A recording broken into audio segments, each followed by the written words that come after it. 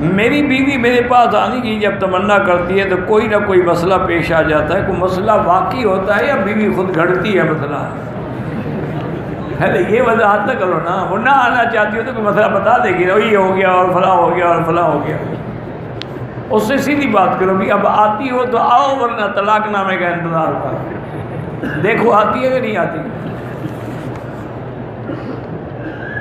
بھائی تم لوگ بھی تو بڑی زیادتی کرتے ہو نا کہ 2 سال 4 سال غیر ملکوں میں رہتے ہوئے اپنی بیویوں کے حقوق ادا نہیں کرتے ہو. کیا وہ فرشتہ ہے؟ معصوم ہے، گناہوں سے پاک ہے؟ تو پھر اگر ان سے کوئی گناہ ہوگا وہ بھی تم پر لکھا جائے گا. یا ساتھ رکھو یا ہر سال میں کم از کم 2 دفعہ جاؤ. 1 دفعہ منگوا لو، 1 دفعہ جاؤ. حضرت عمر نے فیصلہ کیا تھا کہ 6 مہینے سے زیادہ کسی مجاہد کو محاذ پہ نہ رکھا جائے. اس کو واپس بھیجو گھر میں اور یہاں سے اور مجاہد بھیجو. کہتے ہیں کہ میں کمپنی میں ملازم ہوں، میری ماشاءاللہ 16,000 ریال تنخواہ ہے، غریبوں کی مدد بھی کرتا ہوں، لیکن مجھے داڑھی نہیں رکھنے دیتے. کوشش کریں دوسری جگہ کمپنی تلاش کرتے رہیں، جب کوئی اور جگہ مل جائے پھر چل جائے.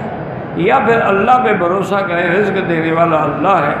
تم جب حضور کی سنت پہ عمل کرو گے تو اللہ تمہیں بھوکھا تو نہیں مارے گا. آپ اگر انجینئر ہیں، بے روزگار ہیں، تو آپ جو ہے حسبنا اللہ و نعم الوکیل پڑھا کریں، اور صالح اولاد بھی اللہ عطا فرمائے. ان کے لیے بھی آپ رب لا تذرنی فردا یا ربنا ہب لنا من ازواجنا وذریاتنا قرۃ اعین.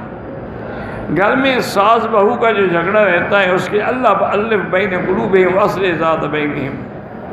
شیطانی اور گندے خیالات آتے ہیں، آپ استغفار کرتے رہیں.